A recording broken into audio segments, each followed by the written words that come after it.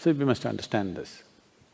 We are talking about all kinds of things. Right now, they are negotiating hard in Paris, where India and the other countries, which are called as the basic countries, which essentially, this is an idea that we've been talking about for the last 20 years. I've been speaking about this at various forums, saying that let's talk per capita division of consumption and carbon footprint.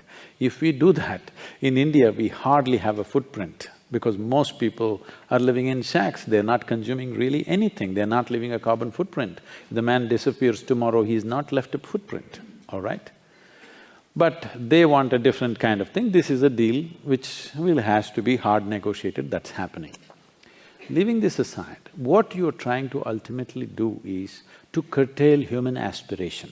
You will not succeed, believe me. There are people I know in California homes, earlier they were driving Prius, now they're all into Tesla, but in their garage they got 2 Ferraris or they got a big SUV, okay?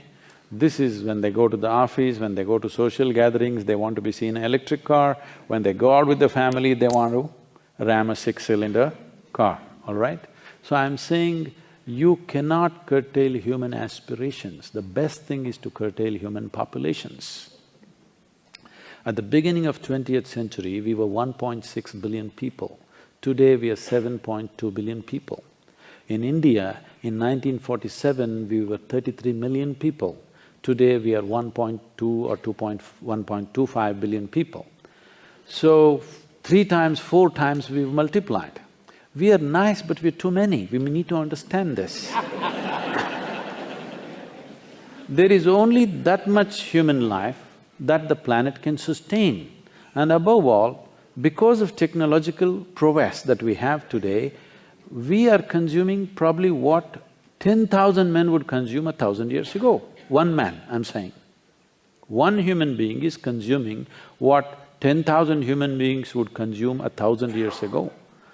So when this is the case, the simplest thing is we must project or plan for a less population in the future. But right now, United Nations predicts that by 2050, we will be 9.6 billion people. By 2075, we'll be 12.1 billion people. I want you to just imagine your life on this planet. You and me may not be here, but if this projection becomes a reality, our children and their children do what you want, they cannot live well. But anyway, if we do not consciously control this, nature will do it to us in a cruel way. It's not that we will be allowed to simply spawn like this, something will happen, all right? Something will happen that we don't know how to handle and cruel ways of things will happen. But the very pride of being human is, we can do what we want consciously. It is something we need to take up, every world leader has to take this up. The leadership on the planet, in this Paris meetings of going on talking about how much will you consume, how much will I consume, what do you have to do, why don't we say by 2050, we will be 4 billion, not 9.6 billion, why not? All you have to do is, that you should not reproduce. People are talking about the economic dividend of having a young population. Definitely it is true, right now we have to take advantage of that. But this was a few years ago in 2006, when we were at Davos, there were a whole lot of union ministers and others, they were all gloating, we are the youngest nation, we are the youngest nation. I asked a simple question, where are the old people? They said, no, we are the youngest, that is okay, but where are the old people?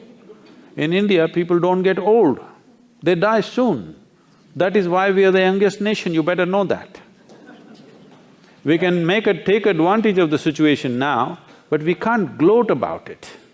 It's not something that we created, it is something that's unfortunately happened to us. Because in 1947, the average life expectancy of an Indian was 28 years. Today it's come to 64, that's average, but I'm telling you, if you divide urban and rural, urban may be around 70, rural is around 50. 50 is not a time to die for a man.